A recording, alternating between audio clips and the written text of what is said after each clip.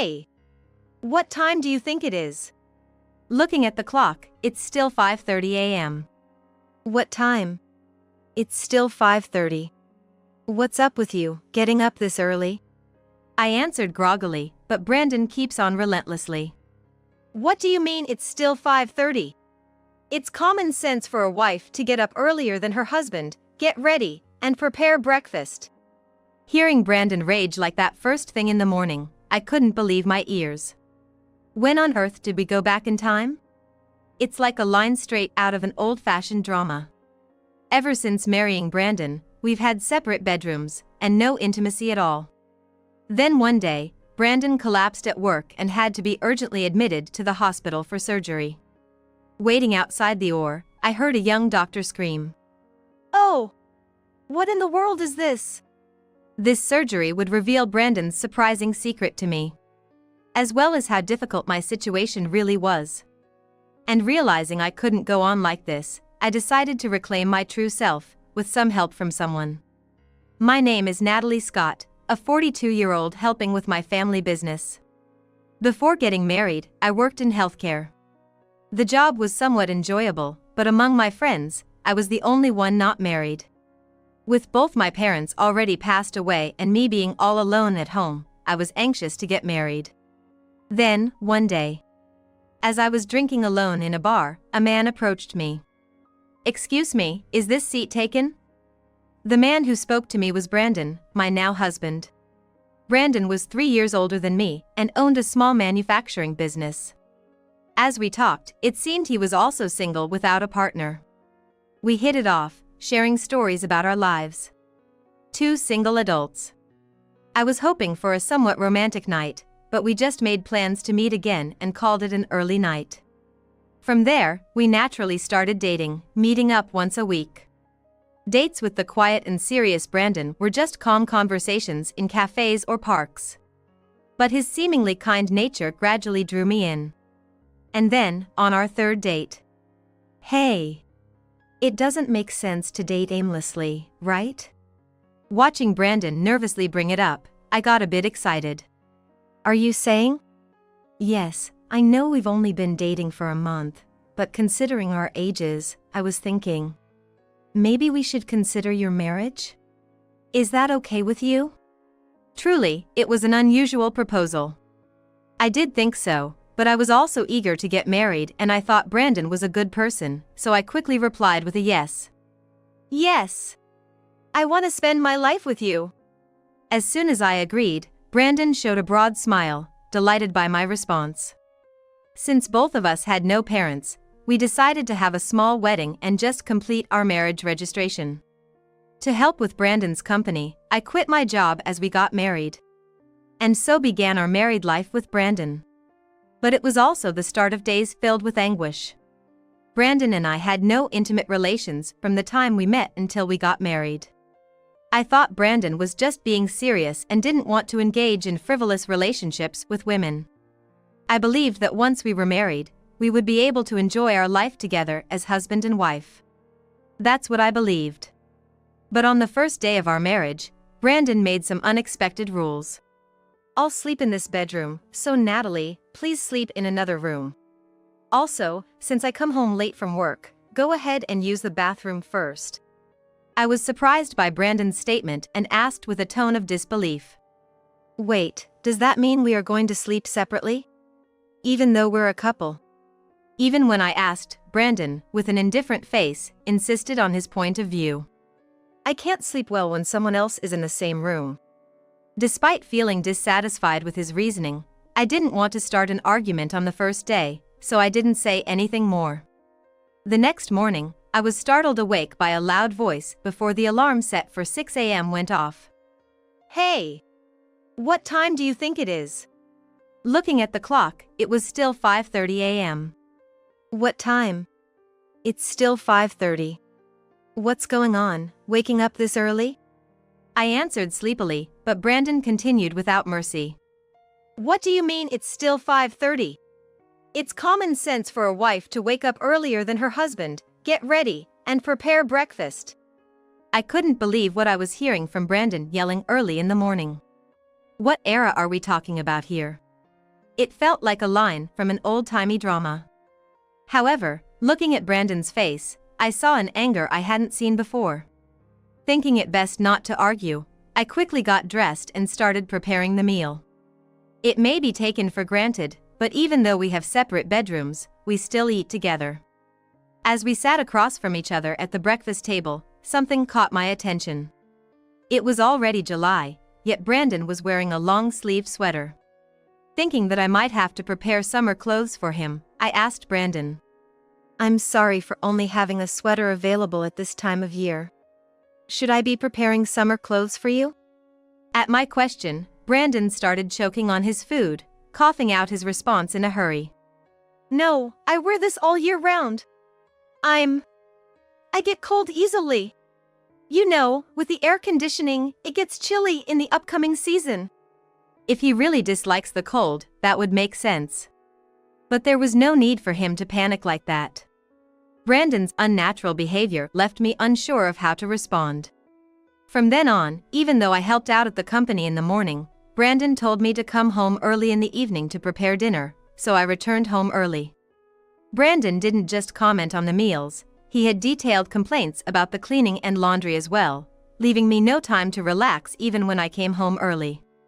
I cleaned every corner of the house and neatly folded and put away the dry laundry. Preparing dinner and taking a shower before Brandon got home became my daily routine after we got married. Brandon is the type of husband who doesn't lift a finger at home. I understand he's busy being a business owner, but I wish he would help out with the housework a little. I think so, but even a slight complaint might set him off yelling again.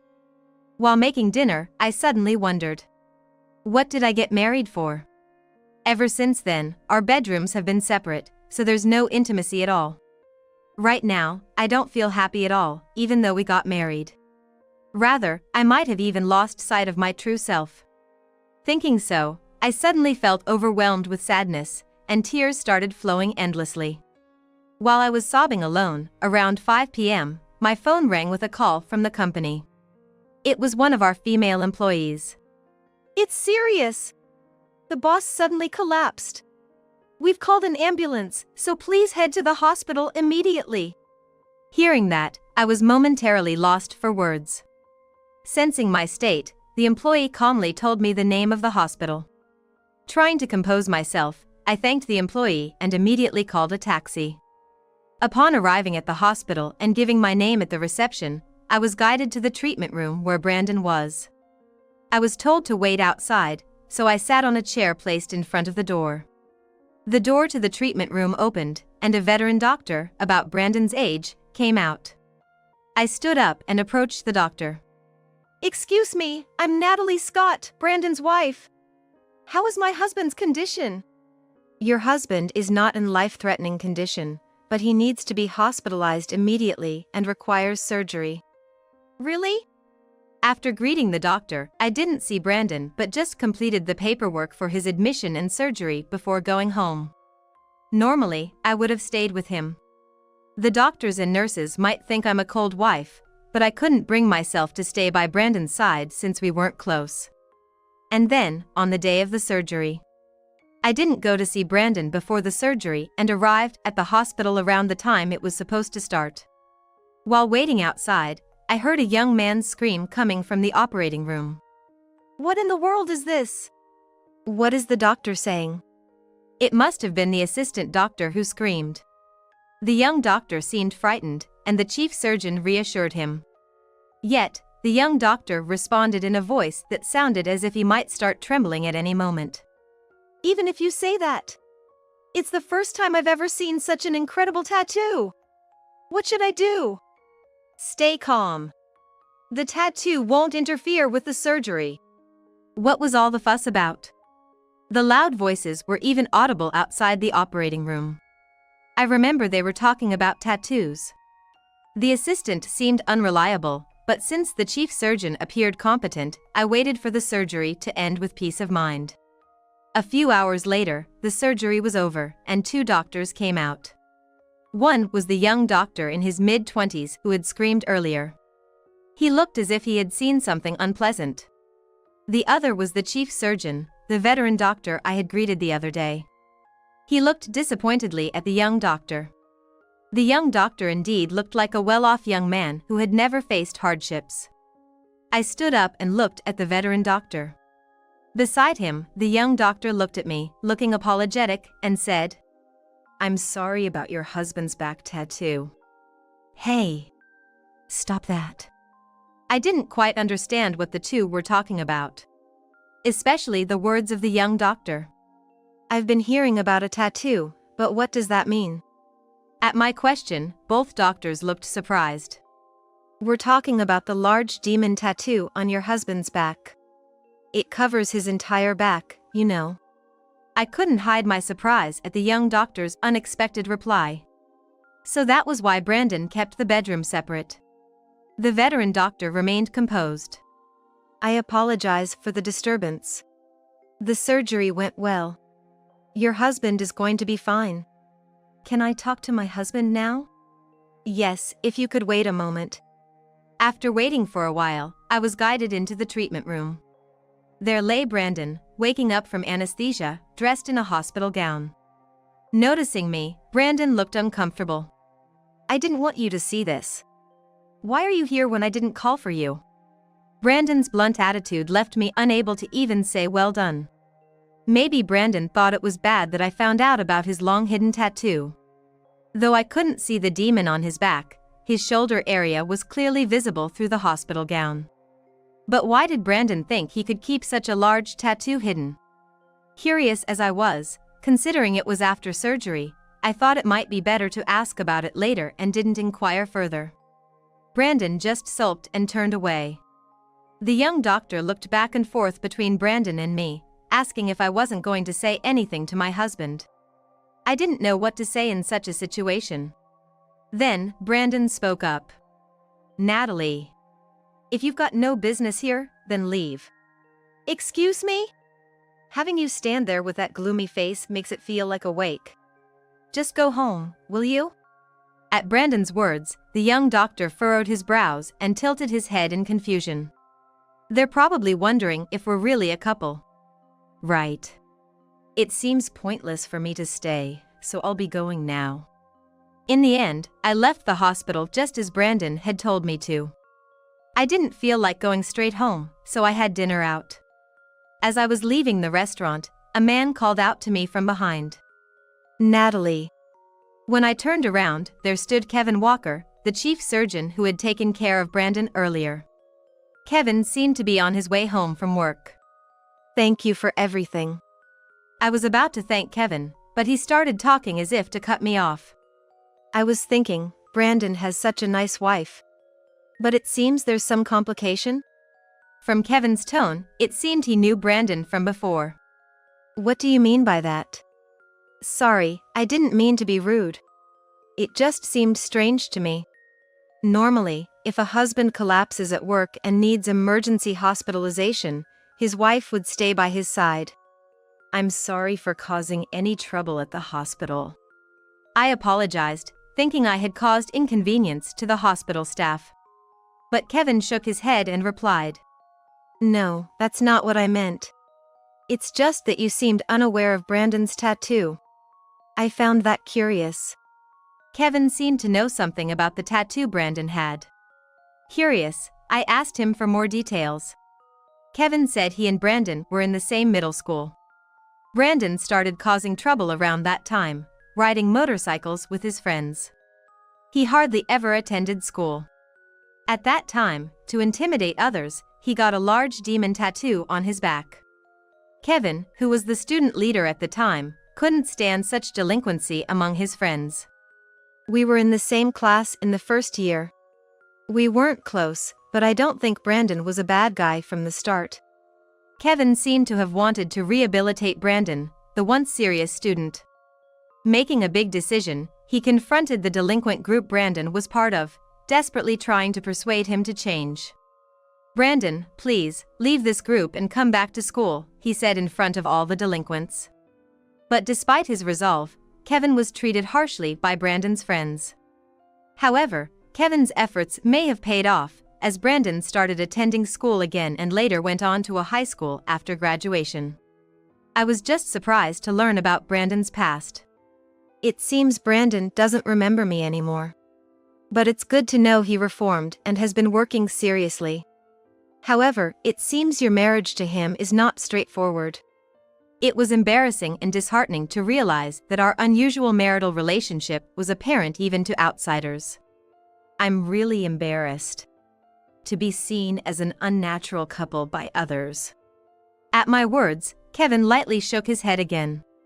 No, it's not you who's unnatural. It seems like Brandon is somehow neglecting you.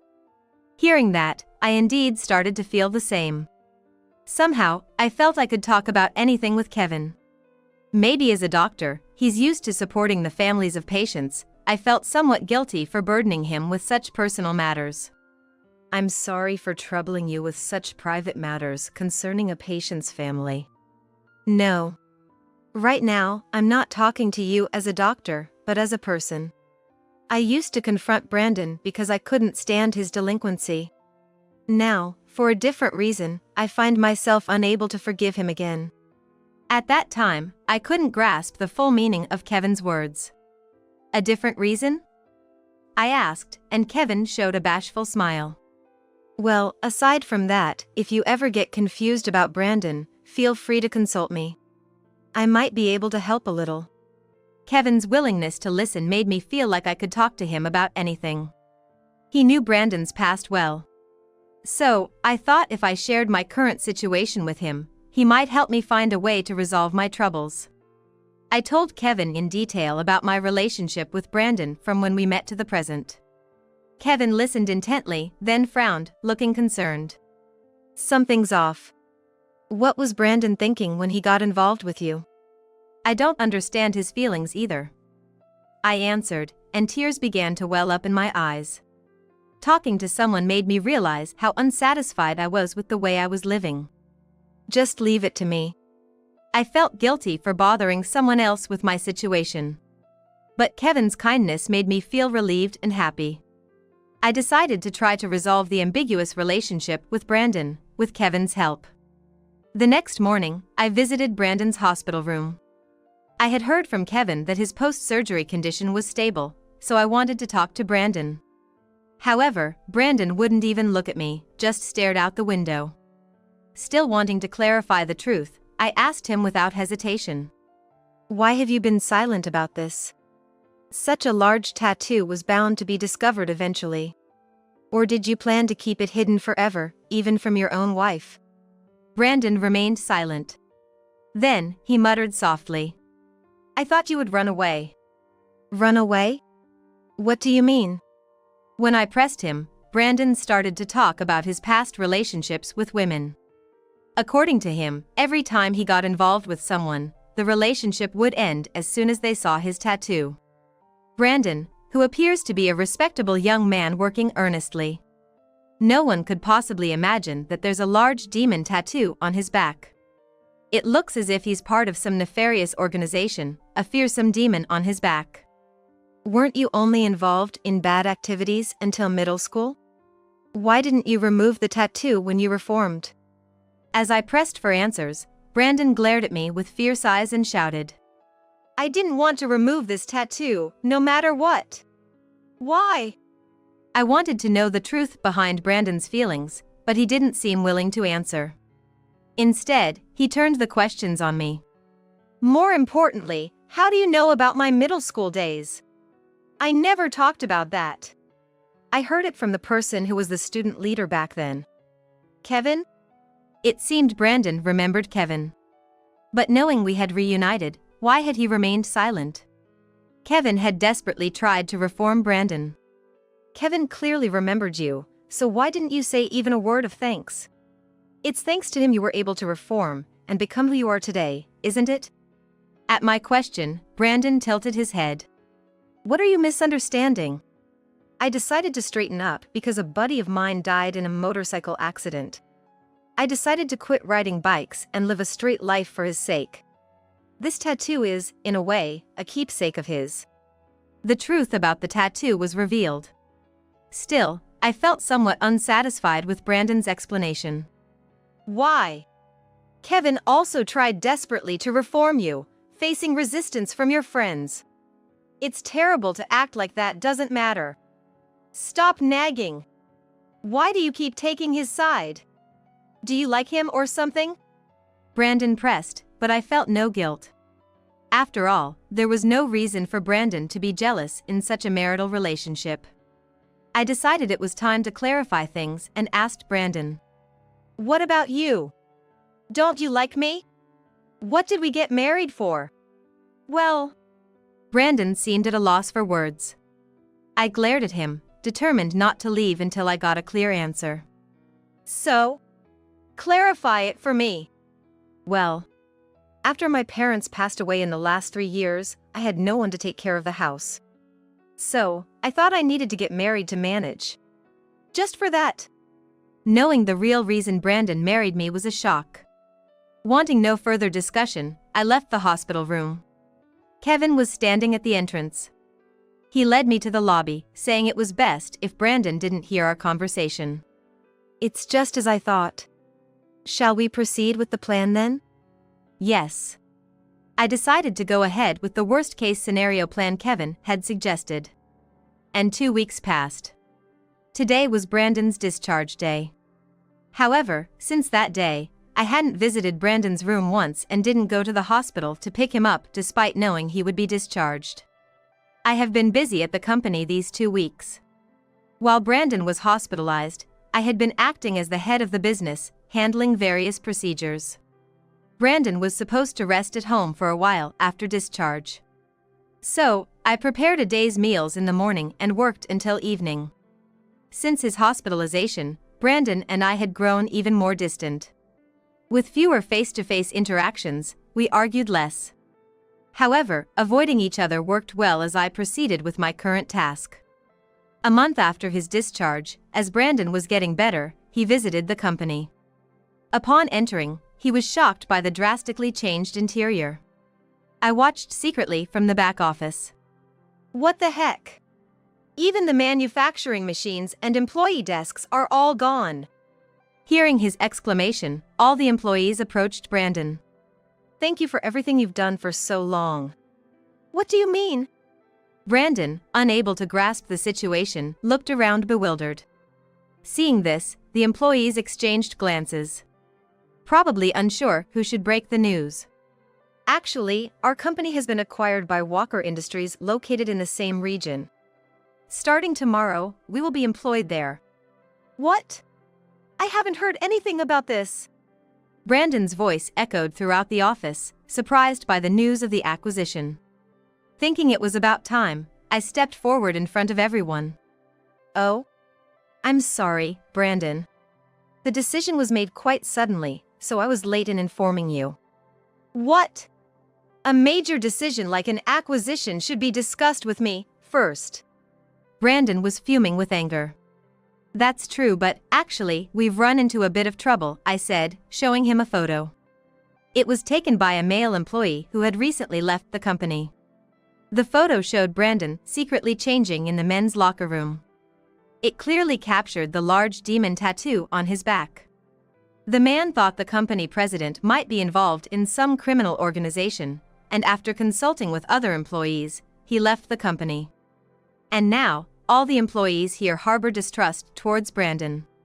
Not just because of the tattoo, but that wasn't the only reason. Since getting married, Brandon started delegating all the troublesome company procedures to me. And he would sneak out of the company to go gambling or to the racetrack. There had been sightings from people in the neighborhood, so we knew about it for a while. The photo taken in the changing room was snapped when he was changing to sneak out, and nobody was supposed to be there. Coincidentally, that employee came in late for a personal reason and managed to take the evidence. Upon learning everything, other employees also wanted to leave, but that's when I informed everyone about the acquisition. One of the employees said to Brandon, "We couldn't continue under someone like you, who dumps all work on your wife and acts selfishly. Doesn't it question your dignity as a company executive?" All the other employees nodded in agreement. Brandon, looking distressed, muttered softly, "It has nothing to do with it." More importantly, someone who can't even cherish his own wife has no right to lead many people, Kevin interjected as he walked in. Kevin, why are you here? This has nothing to do with you. No, it has everything to do with me. I was the one who suggested our company acquire yours. What? Yes, the acquiring company, Walker Industries, is run by Kevin's brother as the CEO. In other words, that company is Kevin's family business. Kevin had been genuinely concerned that I shouldn't continue being with Brandon. Not just as a husband, but Brandon had shortcomings as a director too. That's why I was facing difficulties both personally and professionally. Kevin had taken all this into account and devised this plan. Brandon, finding himself isolated and at fault both at home and work due to his own negligence.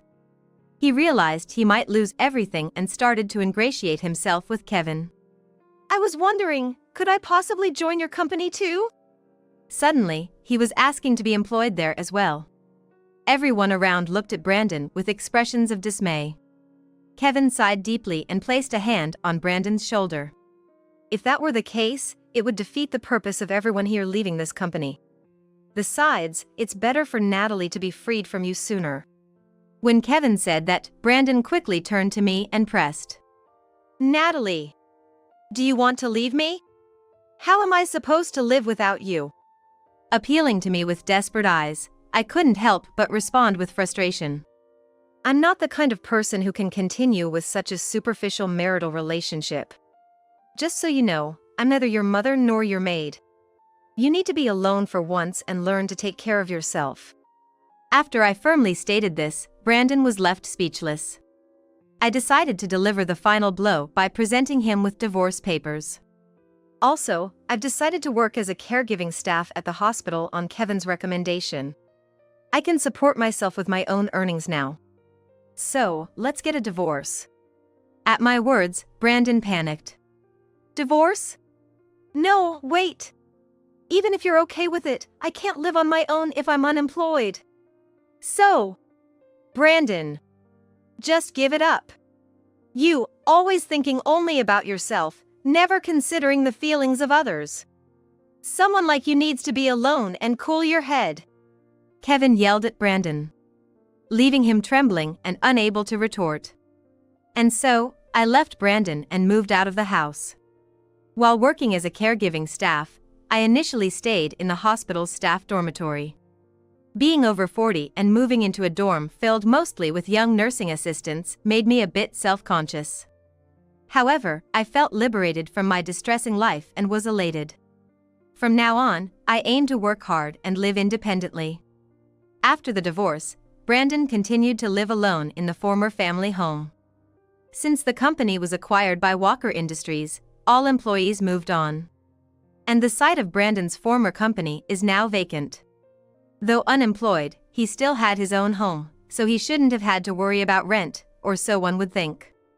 Lately, passing by Brandon's house on my way to work, I hear loud arguments between a man and a woman daily. No matter how late at night, the shouting is always audible, prompting me to ask the neighbors. According to them, Brandon is now cohabitating with a woman. Perhaps desperate not to be alone, he quickly found someone. However, the woman has been complaining about Brandon to the neighbors. When I asked what the complaints were, it was just as I had thought. He earns nothing and leaves all the housework to her, just as before. Frustrated, she frequently confronts him, leading to daily arguments. And they sometimes even threw objects, with the sound of breaking glass echoing in the neighborhood. It's likely that the tattoo, initially hidden, has been discovered, adding to the complaints. It seems a man like Brandon never learns, regardless of whom he is with. The neighbors are also troubled, being disturbed by the noise from Brandon's house until late every night. However, it seems that someone eventually reported the noise complaints to the police, and Brandon was ordered to leave. I heard from the neighbors that the woman he was living with broke up with him at the same time as the eviction.